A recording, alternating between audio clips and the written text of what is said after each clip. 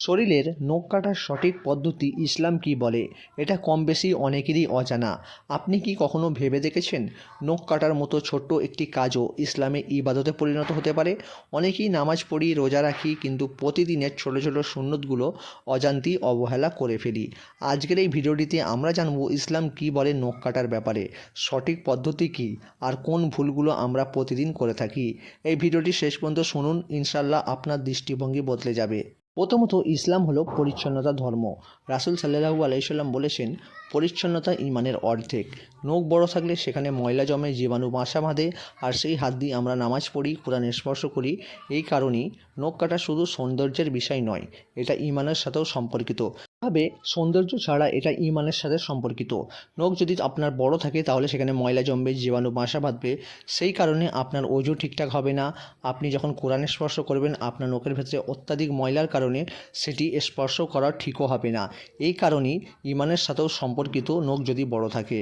প্রিয় ভাই ও বোনেরা, হাদিসে বলা হয়েছে যে 40 দিনের বেশি নখ রাখা যাবে না, অর্থাৎ সর্বোচ্চ সীমা 40 দিন। উত্তম সপ্তাহে একবার, আর সবচেয়ে উত্তম দিন হলো জুমার দিন। যে ব্যক্তি নিয়মিত নখ কাটে সে শুধু পরিষ্কারই থাকে না, সে সুন্নত আদায় করে। তাই আমরা নখ কাটার নিয়মিত চেষ্টা করব ইনশাআল্লাহ। এবারে আসি আমরা সবচেয়ে গুরুত্বপূর্ণ একটি অংশে, নখ কাটার সুন্নত পদ্ধতি। প্রথমে হাতের নখ ডান হাত দিয়ে শুরু করবেন। ডান হাতের তর্জনী, তারপর মধ্যমা, তারপর অনামিকা, তারপর কনিষ্ঠা, তারপর সর্বশেষ বৃদ্ধাঙ্গুল। এরপর বাম হাতের বৃদ্ধাঙ্গুলি, তারপর তর্জনী, তারপর মধ্যমা, তারপর অনামিকা, তারপর সর্বশেষ কনিষ্ঠা। এরপর পায়ের নখ ডান পায়ের কনিষ্ঠা আঙুল দিয়ে শুরু করবেন, এক এক করে বড় আঙুল পর্যন্ত। এরপর বাম পায়ের বড় আঙুল থেকে কনিষ্ঠা আঙুলের শেষ পর্যন্ত। মনে রাখবেন, ডান দিক থেকে শুরু করাই হলো সুন্নত। এবার অনেকেই প্রশ্ন করে কোন দিন নখ কাটলে সবচেয়ে ভালো। উত্তর খুবই সহজ, সবচেয়ে উত্তম জুমার দিন, এরপর বৃহস্পতি বা সোমবার।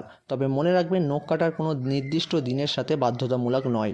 নিয়মিত নখ কাটা এটাই হলো সবচেয়ে গুরুত্বপূর্ণ বিষয়। নিয়মিত নখ কাটবেন, এবং সবচেয়ে উত্তম দিন যদি আপনি খোঁজেন তাহলে সেই উত্তম দিনটি হলো জুমার দিন।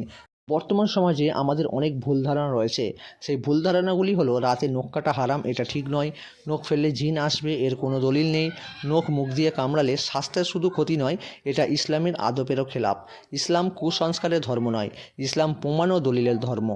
একটি গুরুত্বপূর্ণ জিনিস মনে রাখবেন, নখ কাটার সময় একটি ছোট্ট নিয়ত করবেন, হে আল্লাহ, আমি তোমার সন্তুষ্টির জন্য তোমার নবীর সুন্নত আদায় করছি। এই নিয়তই একটি সাধারণ কাজ ইবাদতে পরিণত হয়ে যায়। প্রিয় ভাই ও বোনেরা, ইসলাম আমাদের শেখায় বড় ইবাদতের পাশাপাশি ছোট আমলগুলিও অবহেলা না করতে। নখ কাটার মতো একটি ছোট সুন্নত আমাদের জীবনকে আরও পবিত্র করে তোলে। আল্লাহ আমাদের সবাইকে সুন্নতের উপরে জীবন পরিচালনা করার তৌফিক দান করুক। আমরা সকলেই বলি আমিন। ভিডিওটি ভালো লাগলে শেয়ার করবেন, আর আপনি যদি প্রথমবারের মতো ভিডিও দেখে থাকেন তাহলে চ্যানেলটিকে সাবস্ক্রাইব করে রাখবেন। আগামী ভিডিও আসার সঙ্গে সঙ্গে আপনার কাছে চলে যাবে। সকলেই ভালো থাকুন, সুস্থ থাকুন। আসসালামু আলাইকুম ওয়া রাহমাতুল্লাহি ওয়া বারাকাতুহু।